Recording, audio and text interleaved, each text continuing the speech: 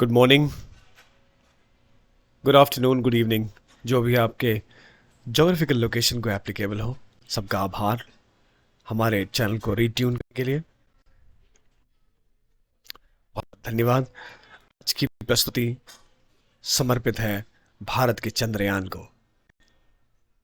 जैसा कि हम सभी जानते हैं, भारत ने चांद के दक्षिणी ध्रुव पर उतरकर दुनिया के अंतरिक्ष अनुसंधान में एक नया कारनामा की एक नया परचम लहराया। मैं ये डेट दोबारा आपको बताना चाहूंगा। ये डेट अगस्त 2023, शाम का समय, भारतीय अनुसार 6:04 का समय। ये वो समय है जब चंद्रयान 3 का लैंडर चांद की जमीन को छूने वाला पहला अंतरिक्ष यान बना। इस प्रस्तुति के माध्यम से हम ये जानेंगे कि भारत वहां तक पहुंचने के लिए कितने पड़ाव से गुजरा, हमने कौन कौन सी चीजें पहले देखी, हमने कितनी कोशिशें करी। भारतीय अनुसंधान संगठन के बारे में कुछ जानकारी, रोचक जानकारी मैं आपके सामने प्रस्तुत करूंगा। तो आगे बढ़ते हैं हम उस कहानी की तरफ जिसके लिए आप सब व्याकुलता से वेट कर रहे हैं। हम पहले इंडियन स्पेस ऑर्गेनाइजेशन के बारे में जानेंगे। इंडियन स्पेस ऑर्गेनाइजेशन यानी इसरो की स्थापना 1962 में हुई, लेकिन फॉर्मल रिकॉग्निशन इसको 7 साल बाद मिलती है, 15 अगस्त 1969 को। और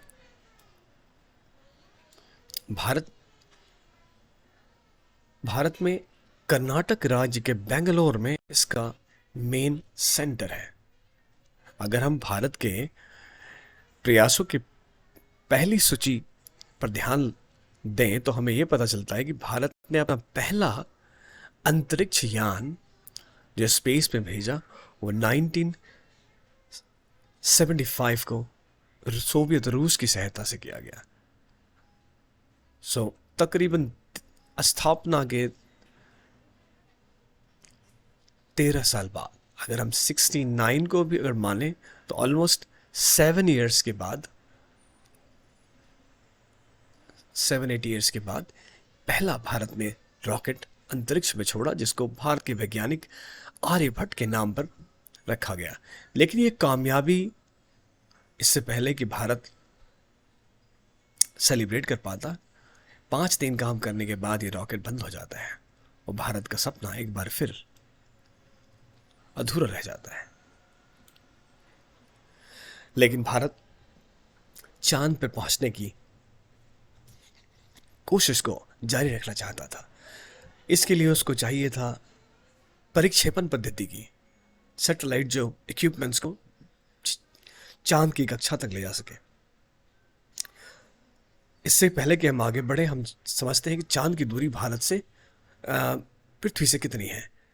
चांद की दूरी हमारी पृथ्वी से 3,84,000 किलोमीटर की है और वहां का गुरुत्वाकर्षण पृथ्वी की तुलना में 22 है। 22 का मतलब ये होता है, अगर कोई व्यक्ति यहाँ 60 किलो का है तो वहां उसका वेट 22 हो जाता है।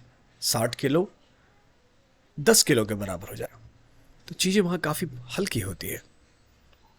अगर एक नज़र हम अंतरिक्ष स्पेस एडवेंचर की तरफ डालें, स्पेस रिसर्च की तरफ डालें, तो पहला यान जो चंद्रमा के पास से गुजरा था वो लूना 1 था, जिसे सोवियत रूस की सहायता से किया गया था। सोवियत रूस ने वो छोड़ा था। लेकिन 1968 को अपोलो कार्यक्रम के अंदर पहली बार नील आर्मस्ट्रॉन्ग चांद की सतह पर उतरे, और अगर सोर्सेस की माने तो लगभग 350 किलो वहां की मिट्टी रिसर्च के लिए पृथ्वी पर लाया गया। लेकिन जैसा कि आप जानते हैं, हर देश अपने देश के रिसर्च को आगे बढ़ाना चाहता है। भारत इसमें आगे बढ़ना चाहता था।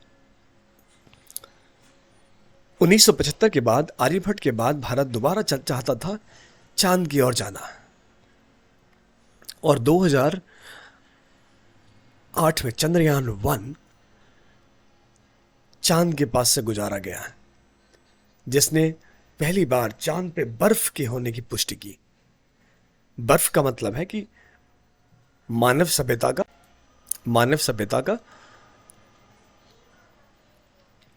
का स्टैब्लिशमेंट के लिए उपयुक्त जगह। अगर हम यूं देखें तो 2008 के बाद हमने भारत प्रतिबंधों के नीचे झुका रहा। इंटरनेशनल एजेंसीज ने भारत की ओर देखना शुरू किया। वो चाहते थे कि भारत ऐसी कुछ सफलता को न खोज ले जो उनके लिए भी मुश्किल हो। भारत लैंडर के लिए रशिया पर डिपेंडेंट था, लेकिन वह हो न सका। भारत खुद से स्वदेशी तकनीकी विकसित करना चाहता था और इसमें भारत को कामयाबी में मिले। हम 2008 से सीधा पहुंचते 2019 तक। ऑलमोस्ट 11 साल बाद हम चंद्रयान 2 श्रीहरिकोटा को दिन के 2:43 में सफलतापूर्वक परिक्षेपित किया जाता है। भारत की आकांक्षा इस चंद्रयान 2 से जुड़ी होती है। हर भारतीय एक सपना देख रहा होता है कि हमारा मिशन भी चांद पे सक्सेसफुल होगा। लेकिन कुछ समय बाद जब लैंडर को चंद्रमा की कक्षा से नीचे आकर चांद पर लैंडिंग करनी थी, उस समय विक्रम लैंडर चांद की सतह से टकराकर नष्ट हो जाता है।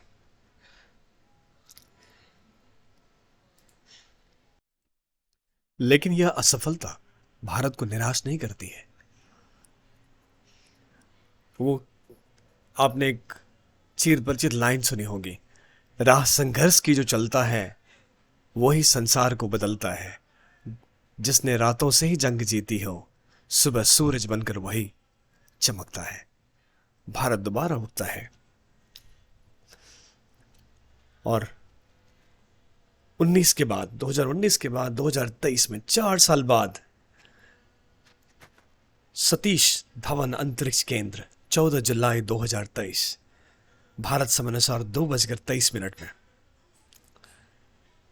भारत